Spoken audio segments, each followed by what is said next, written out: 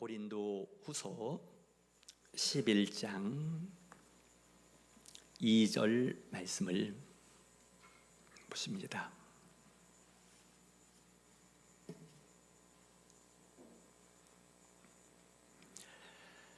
고린도 후서 11장 2절 말씀, 하나님께서 지금 나에게 주시는 말씀으로 받으며 다 함께 봉독하십니다. 시작. 내가 하나님의 열심으로 너희를 위하여 열심을 내노니 내가 너희를 정결한 처녀로 한 남편인 그리스도께 드리려고 중매함이로다.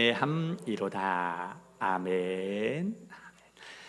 자, 주님이 우리를 이 자리로 불러주셨으니 우리 주님의 사랑의 마음을 가지고 옆에 있는 분들에게 따뜻하게 인사합니다. 하나님께서 당신을 사랑하십니다. 네, 아멘. 또 앞뒤에 있는 분들에게도 하나님께서 당신을 축복하십니다. 네, 아멘. 네.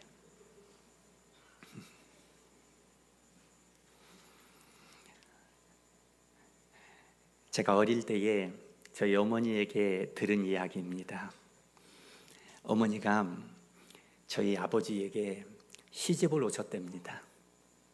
그런데 시집을 오시는데 중매를 통해서 그 아버지 동네 아시는 분하고 어머니 동네 아시는 분 사이에 서로 연결이 돼서 또 이런 청각이 있다, 이런 처녀가 있다 해서 시집을 왔다고 합니다.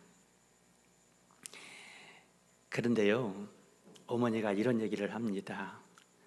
내가 너희 아빠를 만나서 결혼을 할 때 시집으로 왔는데 그날 너희 아빠를 처음으로 봤어. 시집 와서 처음으로 봤답니다. 저는요, 이게 사실인가? 어떻게 한 번도 본 적도 없고 만난 적도 없고 이야기한 적도 없는데 그냥 시집으로 왔대요. 그날 결혼식이었답니다. 잘 이해가 되지 않았는데 제가 살다 보니까 또 이해가 되기도 하더라고요. 특별히 저는 그 얘기를 듣고 아빠 엄마를 더 유심히 관찰을 했습니다. 한 번도 보지도 못했던 사람하고 만나서 결혼을 했는데 도대체 저분들이 사랑이 있는 건지 없는 건지 관찰을 했는데 글쎄 있죠. 아들인 제가 질투가 날 만큼 그렇게 사랑하며 사시더라고요. 얼마나 평생을요, 세상을 떠나시는 날까지 아주 그냥 아버지가 임종하는 그 장면을 옆에서 제가 보는데 그때까지도 그렇게 애절한 사랑의 관계로 사시는 모습을 보면서 제가 얻은 결론은 한 번도 안 보고 결혼해도 저렇게 사랑하며 살 수 있구나, 이걸 알게 됐습니다.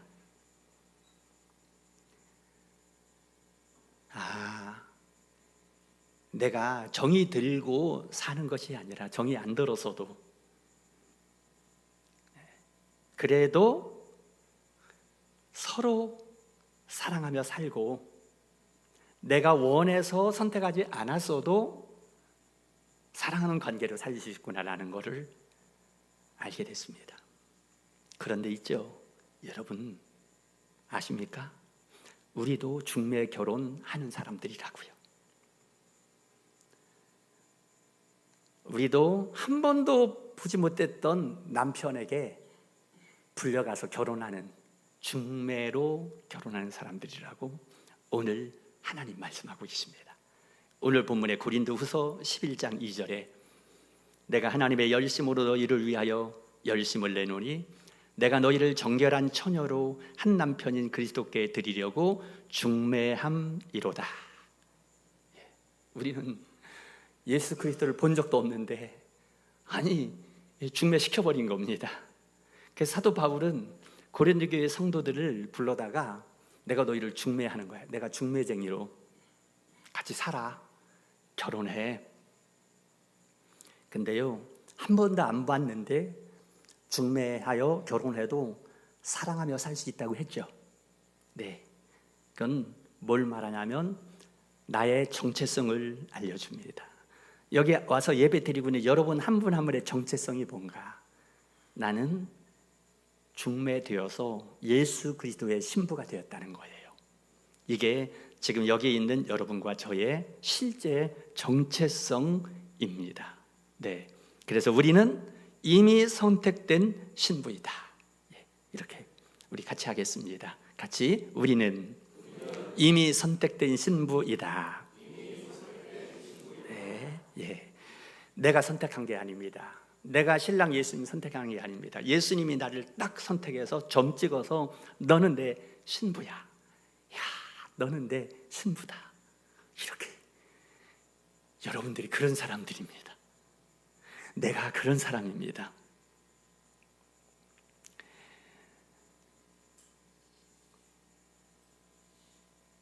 여러분, 우리 신앙의 시작은 내가 주님을 선택했느냐, 그게 아닙니다. 주님이 나를 선택한 것입니다. 내가 주님을 사랑했다가 아닙니다. 주님이 나를 사랑했다입니다. 이것이 신앙의 출발이 됩니다. 사도 바울은 로마서 5장 8절을 통해서 고백하기를, 우리가 아직 죄인 되었을 때에 그리스도께서 우리를 위하여 죽으심으로 하나님께서 우리에 대한 자기의 사랑을 확증하셨느니라. 예수님이 우리를 신부로 선택할 때 어떤 모습이었다고 합니까? 우리가 아직 죄인 되었을 때에. 의인 아닙니다. 너가 준비되었을 때 아니고, 너가 자격이 되어졌을 때가 아니고, 네가 신앙이 좋아졌을 때가 아니고, 네가 나를 사랑할 때가 아니고, 네가 준비도 안 됐는데, 네가 의인이 아니고 죄인인데, 네가 나를 사랑하지도 않는데 내가 너를 사랑해서, 내가 너를 위해서 죽기까지 하며 그 사랑으로 너에게 사랑을 확증시켜주며 너를 신부로 택했어. 이렇게 말씀하고 있습니다. 신부가 아름다워서가 선택된 게 아닙니다. 신랑이 그냥 그 모습 그대로 사랑해서 선택한 겁니다. 여러분들이 예뻐서, 죄송합니다, 예뻐서가 아니라 오늘 너무나 아름다우신데, 제가 볼 때요, 우리 주님의 눈으로 볼 때 아름답지도 않았고 잘하지도 않았고 죄인인데 그 모습 그대로 사랑하셔서 주님의 신부로 선택했다고 하는 것입니다. 여러분, 이런 사람이 있습니까? 결혼식 날 아침이 됐습니다. 신부가 신부 단장을 하다가 마음 한켠에 불안한 마음이 생겼습니다. 오늘 내가 결혼식을 하는데 신랑이 나를 마음에 들어 하지 않을까? 왠지 모르게 자신이 없어집니다. 그래서 체중계 위에 올라갑니다. 체중계 위에 올라가서 체중을 달아봅니다. 신랑이 나를 이래도 사랑할까? 하고 올라갑니다. 또 내려와서 결혼식 준비를 하는데 또 한쪽 마음으로 불안한 마음이 생깁니다. 다시 또 체중계 위에 올라가서 보며 이런 나를 신랑이 사랑할까? 라고 합니다. 여러분, 우리가 예수님의 신부가 됐는데 체중계에 올라갑니다. 그래서 나의 이 모습을 사랑받을 모습인가? 내 점수가, 내가 이 정도 믿음으로 사랑받을 수 있는가? 내 기도 점수가 이 정도인데 내가 사랑을 받을 수 있을까? 내 신앙생활에 열심히 이렇게 적은데 이 점수 가지고 사랑받을 수 있을까 합니다. 그래서 자꾸만 체중계에 올라가서 나의 점수를 보는 우리를 예수님이 막 끌어내립니다. 아니야, 너의 점수를 보고 내가 택한 게 아니잖아. 내려와. 너의 있는 모습 그대로 내가 사랑해서 너를 나의 신부로 내가 택했잖아 라고 말씀합니다. 너는 내 신부다. 너는 내 신부이다. 너의 지금 있는 그 모습 그대로 내가 사랑하는 신부이다. 이것이 복음입니다. 성경의 한 장면을 소개합니다. 저는 여러분과 함께 이 성경의 한 장면으로 들어가 보기를 원합니다. 구약 성경 에스더서입니다. 그 성경 부분에 보게 되면 고대 페르시아 제국입니다. 성경에는 바사 제국이요, 바사라고 되어 있습니다. 고대 페르시아 제국, 바사 나라의 아하수에로 왕 시대입니다.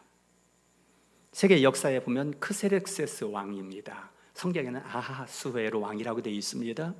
그 시대에 절대 권력자, 이 왕이 어느 정도 권력자이냐면 왕의 한마디이면 사람이 죽고 사는, 백성들이 죽고 사는 그런 절대 권력자, 페르시아 제국의 아하수에로 왕, 그 시대의 이야기입니다. 그 시대에 왕후가 와스디라는 왕후였는데 이 왕후가 왕에게 잘못 보여 어느 날 폐위를 당합니다. 아무리 왕후라 할지라도 왕의 마음에 벗어나면 하루아침에 폐위를 당하는 이런 시대였습니다. 왕후가 폐위를 당하니 신하들이 왕에게 간청을 합니다. 왕이시여, 새로 왕후를 뽑으셔야죠. 전국에 명을 내려 아름다운 처녀들을 모집하여 새로 왕후를 뽑으시죠. 왕의 허락이 있자 신하들이 전국에 사람들을 보내어 처녀들을 모집을 합니다. 이 모집은요, 초청장이 아니라 징집이었습니다.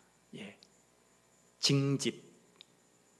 네, 거의 강제로 모집하는 거죠. 그렇게 했는데 많은 처녀들이 왕궁으로 선택되어 데려와졌는데 그 많은 처녀 가운데 딱 한 사람만 왕후가 될 수 있습니다. 왕에게 선택받는 딱 하나의 왕후를 빼고 모두 다 그냥 궁녀로서, 후궁으로서 그냥 외로운 삶을 살아갈 수밖에 없게 되었습니다. 근데 거기에 징집되어 온 한 처녀 가운데 에스더라는 처녀가 있었습니다. 이 처녀는 저 유다 나라에서 유다 나라가 패망하고 포로로 잡혀올 때에 그 많은 백성과 함께 잡혀왔는데 삼촌 모르드게라는 삼촌과 함께 여기로 이제 잡혀왔던 그런 이제 포로의 신분이었는데 세월이 지나다 보니까 그 페르시아의 제국의 백성이 돼 있었습니다. 이 유다인인 이 에스더가 거기에 뽑혀서 왔던 겁니다.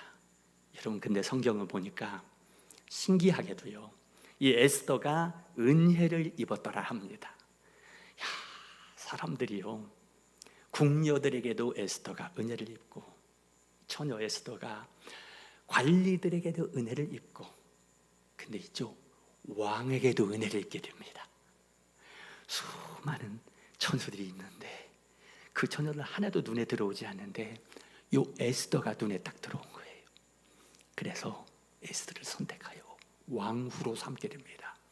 왕후의 왕관을 그 에스더에게 씌워주며, 그 에스더는 고아였습니다. 피부치가 없습니다. 부모가 없습니다. 아무런 배경도 없습니다.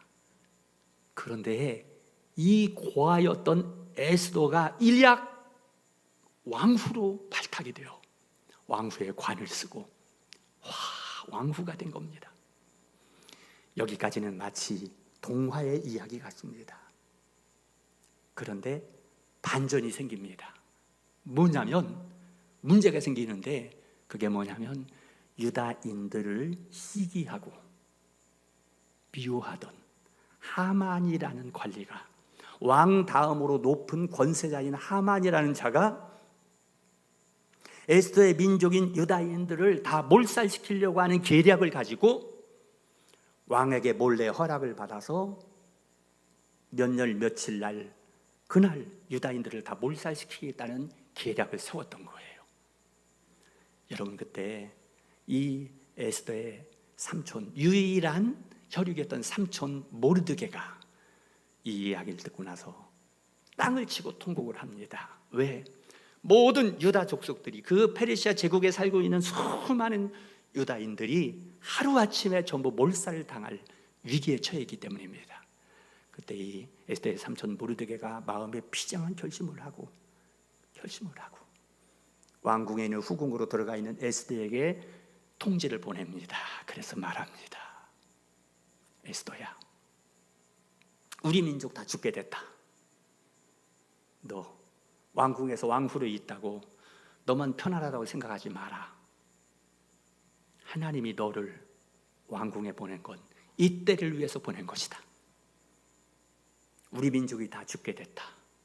너 행해야 될 바를 알지. 이 말을 전가를 전해 들은 에스더 왕후는요, 이제 사색에 질리게 됩니다. 왜요? 우리 민족이 다 죽게 됐는데 어떡합니까? 하나님을 섬기는 우리 민족이요, 하루아침에 다 몰살당하게 됐는데, 우리 삼촌이 나에게 얘기했는데 내가 왕후가 된 것이 이때를 위해서 됐다 하는데, 근데 내가 어떻게 왕 앞에 나가느냐? 절대 군주 왕 앞에 왕비도 허락 없이 나가면 즉각 처형입니다. 그런데 어떻게 나갑니까? 에스더 마음에 결심합니다. 죽으면 죽으리라. 내가 죽으면 죽으리라. 내 민족을 위해서, 하나님을 섬기는 내 민족을 위해서 내가 왕 앞에 나가리라. 사흘 동안 금식을 하고 죽으면 죽으리라는 각오로 왕궁으로 들어갑니다. 왕 어전 앞으로 갑니다. 여러분, 이게 남의 얘기라고 생각하지 마시고 내가 에스더라고 생각해 보세요. 이건 심장이 지금 멎는 것이에요. 불안하고 두렵고, 만약에 왕비라 할지라도 왕 앞에 나가서 왕이 자신을 바라봐 주지 않고 고개를 돌리면 그 즉시로 왕비는 처형을 당합니다. 그러나 나는 죽으면 죽으리라 하고 나아갑니다. 숨을 죽이고 왕 앞으로 갈 때에 모든 왕궁은 고요합니다. 사람들의 숨이 멎는 것 같습니다. 그러나 죽으면 죽으리라는 각오를 가지고 에스더는 한 걸음 한 걸음 왕이 있는 앞으로 다가갑니다. 그때 인기척을 눈치챈 왕이 고개를 들려보니 왕후 에스더가 한 걸음씩 오고 있는 것입니다. 그 모습을 보았을 때에, 왕이 바라볼 때에 에스더가 얼마나 사랑스러워 보이는지, 얼마나 사랑스러워 보이는지.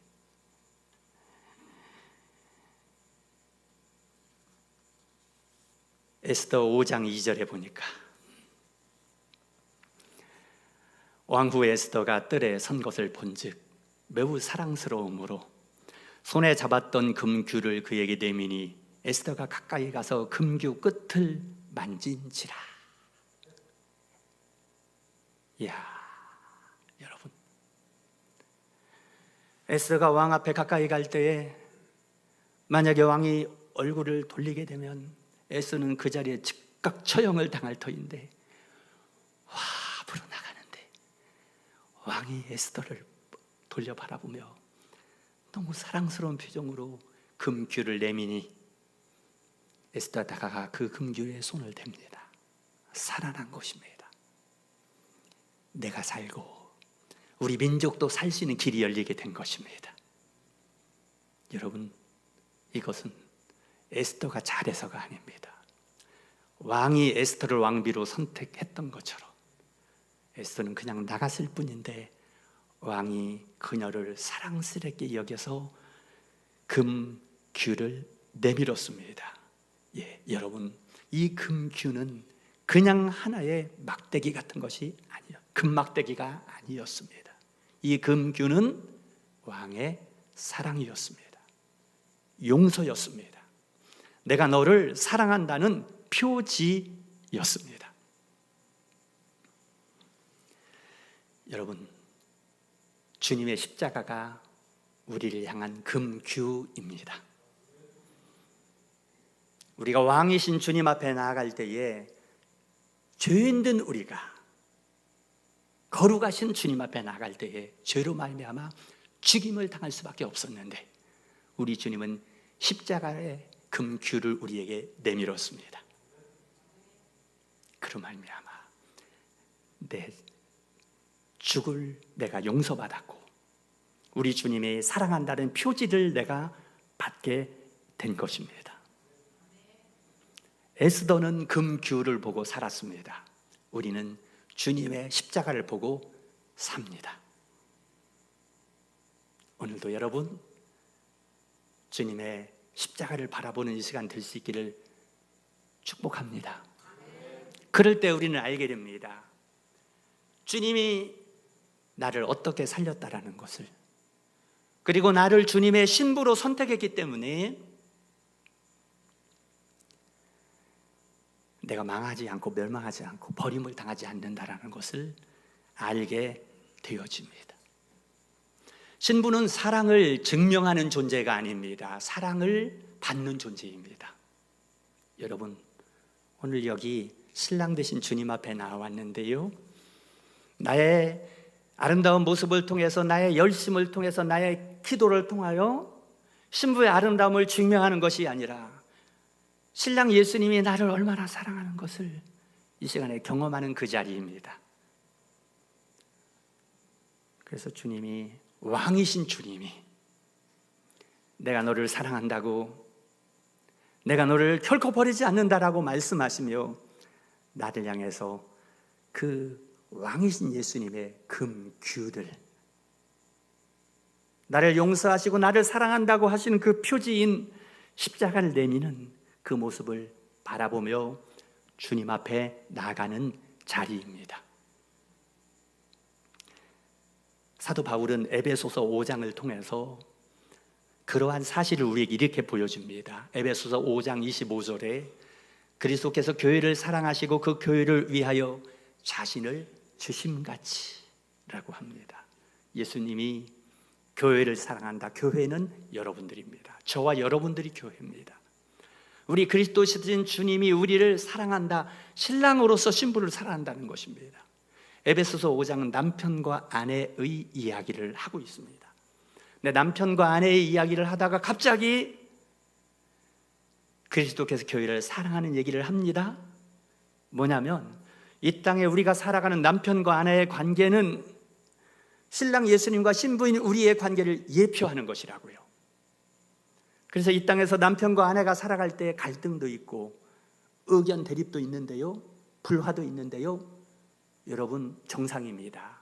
왜냐하면 이 땅의 남편과 아내의 부부의 사이는 앞으로 우리가 맞이할 영원한 신랑 예수님과 신부인 우리의 예표이기 때문에 불완전하다라는 것입니다. 네, 그런데 우리 주님 그리스도께서 우리를 사랑하시고 그 사랑하셔서 자신을 주셨다. 십자가에 자신을 내어 주기까지 하셨다. 여러분, 이 사랑을 어느 정도 알고 계십니까? 이 사랑을 어느 정도로 경험하고 계십니까? 이 말씀을 묵상하다가 찬양이 생각났는데 그 사랑 얼마나 아름다운지, 그 사랑 얼마나 날 부욕해 하는지, 그 사랑 얼마나 크고 놀라운지를, 그 사랑 얼마나 나를 감격하게 하는지 이 찬양이 생각이 났습니다. 네. 다 표현 못해도 나 표현하리라. 우리 한 번만 불러보도록 하겠습니다. 그 사랑에 감격이 되십니까? 저는 이상하게도 자꾸 감격이 떨어지려고 해서 이 찬양을 불러본 것입니다. 그래서 이 가사에 보면 다 알 수 없어도 알아가리라. 때로는 알 수 있는 것 같기도 하고 또 때로는 잘 모를 것 같기도 하고 알쏭달쏭합니다. 그 사랑 얼마나 아름다운지, 그 사랑 얼마나 날 부요하게 하는지, 그 사랑 얼마나 크고 놀라운지를 알다가도 어떤 때 또 잘 모르겠습니다. 그래서 다 알지 못해도 더 알아가리라. 그 사랑 얼마나 나를 감격하게 하는지. 여러분, 신부는 사랑을 증명하는 존재가 아닙니다. 사랑을 받는 존재입니다. 그리고 한 걸음 더 나가서 사랑을 깊이 누리면 생명이 잉태됩니다.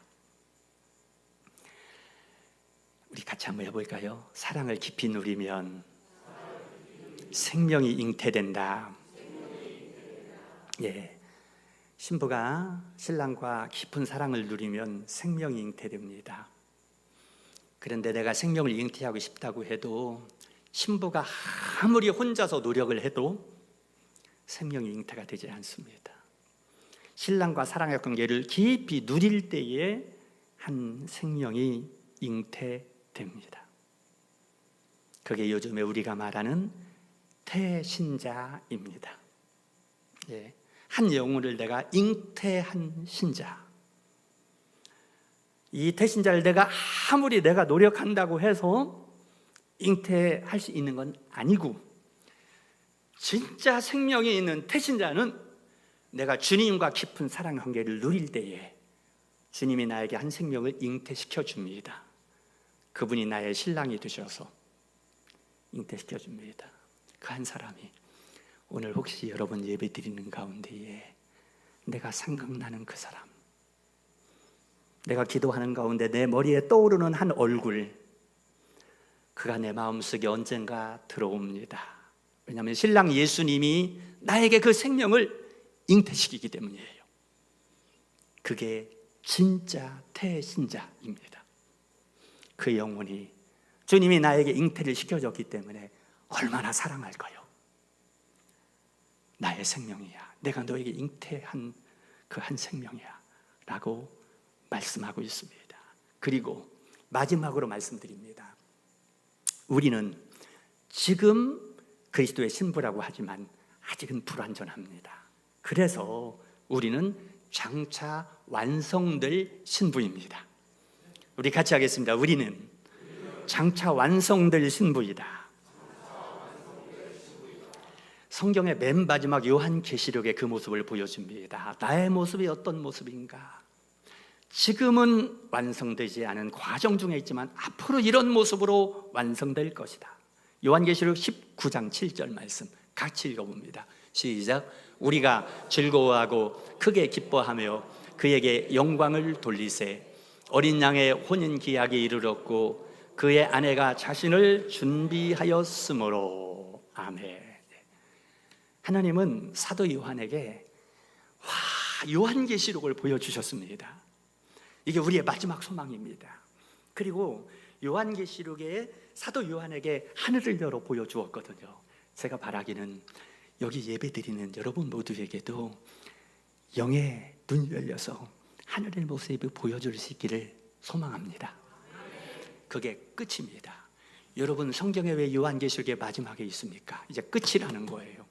내가 할 말 다 했다. 이제 인류의 역사가 여기서 끝이고, 하나님이 인간 세상이 요즘에 종말이 왔다, 이상 기후가 있다, 걱정하지 마세요. 이 세상의 인류의 역사는 주님이 끝내십니다.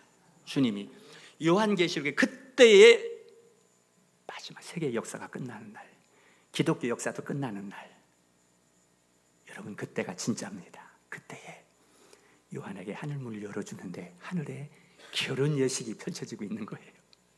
요한이 눈이 둥그레져서 보니 신랑이네, 신랑 예수 그리스도의 너무나 아름답고 빛이 나는 신랑 예수님이 보이는데, 신부가 어디 있나 보니 신부가 성도들인 겁니다.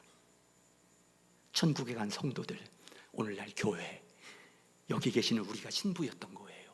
요한이 놀라서 보니 그 신부가 너무나 즐겁고 우리가 즐거워하고 크게 기뻐하며 우리 신랑이 되신 예수 그리스도께 영광을 돌리세. 어린 양 예수님의 혼인 기약이 이르렀고 그의 아내가 자신을 위하여 준비하였는데 그의 아내가 바로 우리들이구나. 여러분들이에요. 나예요. 그래서 보니까 예복을 준비했는데 그 예복, 아까 여기 잠깐 보셨죠? 장면에 그 모습처럼 이렇게 보였는데 그게 교회다라는 거예요. 여러분들이다라는 거예요. 그 모습을 보여주고. 근데 예복을 입혔다고요? 예복을, 이 웨딩드레스는 누가 준비했을까요? 신랑 예수님이 다 준비해놓은, 걱정 마세요. 나중에 신랑 예수님하고 결혼식 올릴 때 웨딩드레스 걱정하지 마시고, 예수님이 요한계시록에 보니까 흰 세마포 옷을 준비하였는데 예수님의 의로운 옷이라고 기록이 되어 있는, 내가 죄인이었는데 예수께서 십자가의 보혈로 내 죄를 씻어주시고 의의 옷이라는 의로운 세마포 옷을 입혀주신 거예요. 그래서 예수님의 의로운 세마포 옷을, 드레스를 입혀준 우리가 그렇게 예뻐 보이고, 내 생명을 바쳐서 너의 죄를 사하고 너를 내가 구속했으니 너는 내 거야. 너는 내 거야. 이렇게 말씀하고 있습니다. 여러분, 저는 어젯밤에요, 이 설교문을 준비해놓고 이걸 가만히 보고 있다가 조금 마음이 착잡해졌습니다. 아, 주님, 제가 주님의 신부라고요? 조금 아닌 것 같기도 한데요. 주님, 제가 신부인 걸 확신해야죠. 그래야 내일 내가 설교하죠. 아니, 목사인 내가 설교하면서 내가 확신도 없으면서 내가 어떻게 설교가 나옵니까? 내일 좀 은혜로운 설교가 돼야 될 텐데 주님 어떻게 해요? 저도 확신이 좀 부족한데요. 내일 예배가 은혜로워야 될 텐데 어떻게 해요? 그랬더니 주님이 성령님으로 저에게 깨달음을 주셨습니다. 야, 영원아, 너는 신부야. 너는 결혼 예식의 기획자가 아니라 네가 신부야. 너는 예배의 기획자가 아니라 너는 예배자야. 네가 주인공 신부야. 그래서 너는 내일 예배를 드릴 때에 예배 인도자가 아니라 예배자야. 너 설교 잘하려고 하지 마. 너는 나의 사랑만 받으면 돼. 이 앞에 서서 너는 나의 사랑받는 신부야. 사랑받는 신부야. 목사인 너가 만약에 나의 사랑을 받는 신부가 되지 못하면 네가 나의 사랑을 받아야 성도들에게도 그 사랑을 보내줄 수 있어. 다른 거 다 잊어버려. 이 설교문도 다 내려놔. 그리고 네가 내일 예배 인도할 때 예배 인도자가 아니라 예배자, 네가 신부로서 그 자리에. 제가 오늘 좀 신부 같지 않습니까? 서면 돼. 그래야 네 모습을 보면서 성도들도 내가 예배 결혼식에 들러리가 아니에요. 내가 신부예요. 내가 예배를 돕는 자가 아니고 예배자입니다. 와, 사랑만 받으시면 돼요. 받으시면 됩니다. 오늘 그렇게 하시기 바랍니다. 오늘 주님께서 주시는 그 사랑을 여러분 정말 누려야만 됩니다. 그럴 때 여러분들이 예배 마치고 집에 돌아가면 여러분의 자녀들이 우리 엄마 보니 예수님 신부 같은데 어디 갔다 이렇게 사랑 많이 받고 왔나? 어디 가서 우리 아빠가 이렇게 사랑을 많이 받고 왔나? 그 모습이 되셔야만 합니다. 그럴 때 여러분의 가정이 행복한 가정도 되어지고, 여러분 결혼식 준비하며 스트레스 받으면 안 되잖아요. 여러분, 내가 정말 그리스도의 신부라면 결혼식 준비가 노동이 아니고 감격이 됩니다. 그런데 내가 신부가 아니고 들러리라면은 결혼식 준비하는 게 피곤하고 노동이 돼버립니다. 여러분, 예배는 피곤한 시간이 아니라 기쁨의 시간이 되는 거예요. 예배는 하늘나라 혼인예식의 리허설입니다. 그러나 부족함이 있습니다. 아직은 신랑이 잘 안 보입니다. 그래서 사도 바울은 고린도서 13장의 사랑장에 보게 되면 지금은 우리가 거울로 보는 것 같이 희미하나, 그 바울 시대는 2000년 전에는 요즘 같은 거울이 없고 청동 구리를 닦아서 거울을 만들었기 때문에 봐도 잘 안 보였습니다. 지금은 내가 사랑한다고 하나 거울로 보는 것처럼 희미하고, 신랑 예수님을 본다고 하나 잘 안 보이게 희미하게 보이지만, 그때는 주께서 나를 아신 것 같이 내가 온전히 알리라. 신랑 예수님을 온전히 보게 될 거예요. 이 땅에 여러분 꼭 예배 드릴 때에 들러리처럼 예배 드리지 마시고 주인공으로서, 신부로서 예배 드리셔야 합니다.